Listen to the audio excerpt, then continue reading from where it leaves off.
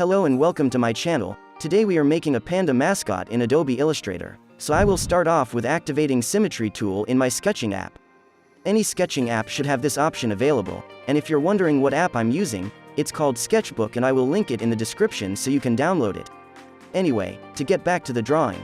You can see that after a few attempts I made a basic shape of the head, so now I'm going to draw lines where eyes will be placed, and also make these lines a bit thicker. Of course, I will also draw a nose for this panda, and after few adjustments and changes, it's already starting to look like a panda bear. If you are total beginner at drawing, you're probably thinking to yourself that you don't know how to draw like this. I recommend that you start with drawing over an image. So basically you just download an image from Google, place it in your app and draw lines on top of it. I used this technique for months when I started and it helped me improve so much faster. So anyway, I'm going to make this sketch a bit better by adding details like teeth, and I will also make eyes all black for now by drawing big strokes inside. At this point, if you're happy with the look of your sketch, you can go ahead and make the lines thicker. Also fill the ear socket with black color just like I did, and also feel free to adjust any lines until you're happy with the design. It usually takes me few attempts to make the lines perfect, so don't worry if you also struggle with this. Now just sit back, relax and enjoy the music until we get to the next part in a few moments.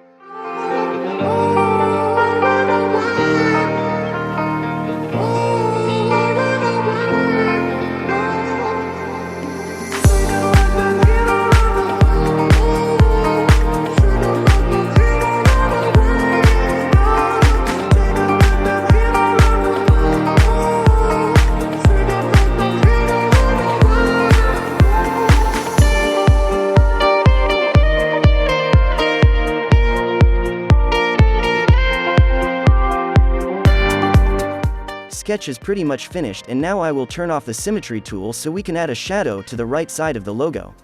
And we're going to do it by filling part of the sketch with black stroke like I'm doing here. This creates a special effect that makes it look like only the left side is exposed to light. I used this effect on some of my previous illustrations and it really makes it much better in my opinion. If you have never done this, just follow me along and fill most of the sketch with black color, but leave a few lines white so it still looks like a panda. But let me know what you think about this effect. Do you prefer it with or without it? Comment down below. And here we go, sketch is finished and I like how it turned out. So now I will place it in Adobe Illustrator so we can trace it with pen tool. With sketch selected, drag all the way across the artboard until you reach the size you want.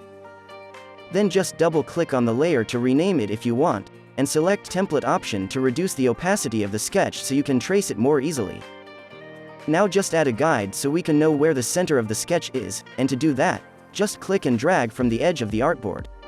But make sure that you have rulers activated by pressing Ctrl and letter R. With all that in place, we are ready to trace the sketch, so now just create another layer for the outline and select the pen tool. But first make sure that you have stroke selected and remove fill if you have any, because we only need stroke for now. Click letter P to quickly activate pen tool, and increase stroke size to 2 or 3 pixels if you want to make it more visible. Now just zoom in, and start tracing the sketch with pen tool but make sure to follow the lines as close as possible. It takes a little time to learn how to use pen tool properly, but when you get in the flow, you can do it much faster. For example, tracing this sketch took me only about 10 minutes real time, which is nothing considering that you get a clean and smooth lines in the end. In some of my previous videos I mentioned several other ways that you can convert sketch to vector, like image trace for example. But keep in mind that you won't get the same results with these methods. We're almost done tracing, and in a few moments I will show you how to convert these stroke lines to look exactly like our sketch image.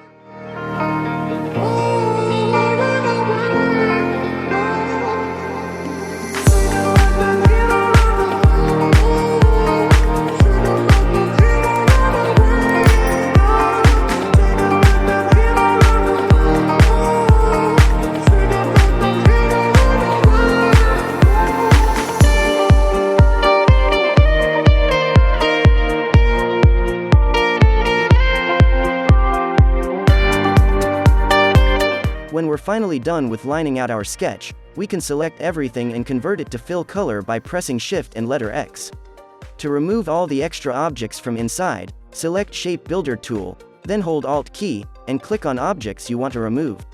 Now select everything again and drag it to the right side while holding Alt key to duplicate it.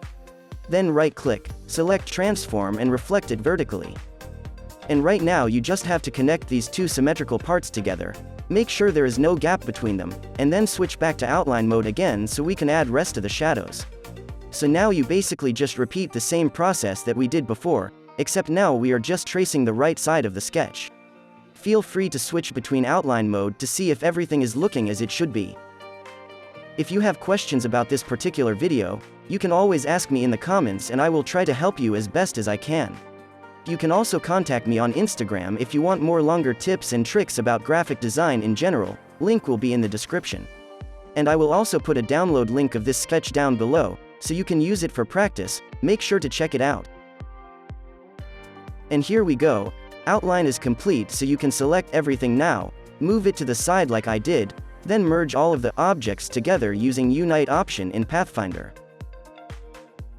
And with having outline in place, you can finally go ahead and delete the layer with Sketch because we don't need it anymore. Then move the outline back to the middle of the artboard and center it, so now you can create another layer for the color base. Rename the layer if you really want, then go to Color Picker and choose a color that you want your panda to be, as you can see I used light gray. With color selected, create a new object and put it under the outline layer like this. Then you want to select everything, choose Shape Builder tool and delete outside colored part by holding Alt key and clicking on it. Now with all that still selected, go to Color Picker again, and choose another color for tongue, then just go to the area of the tongue and right-click to create colored object. Repeat the same process for other parts of the artwork that you want to be in a different color. And when you're finally happy with the colors that you picked, go to Layers panel and move the colored objects you just created to another layer. I'm doing this because I want to separate my black outline from colored objects to keep it more organized. I changed my mind about the eye color, so I will make them the same color as tongue. And now I just want to create these sparkles in the eyes to make them stand out, and I will do that by simply creating white circle that will be duplicated to the other side too. And now it's time for the final part of this whole process, which is adding some shadows to the artwork. And as always, we are going to create a new layer to keep everything clean. Just make sure to put this layer right between the outline and color base layer. Next thing you want to do is find a color that you want for your shadows. I usually just pick a darker shade of my base color, just make sure that it's not too dark but also not too bright at the same time. Select the pen tool again and start adding shadows. But remember to keep these lines inside the border of the outline like I'm doing here. If you want, you can use brush tool to add shadows, it's just that I prefer the pen tool. But you do whatever works for you, it's just a matter of personal preference.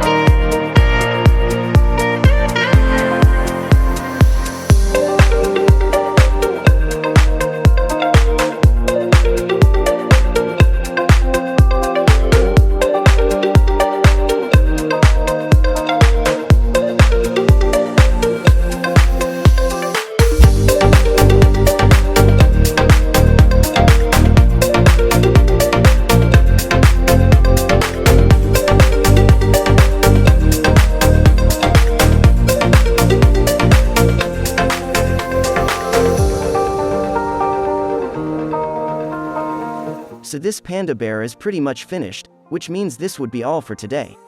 Hope you enjoyed this video and maybe even learned something new. If you did, feel free to subscribe for more content like this, and also check out other videos on my channel. Stay creative and I will see you next time. Bye.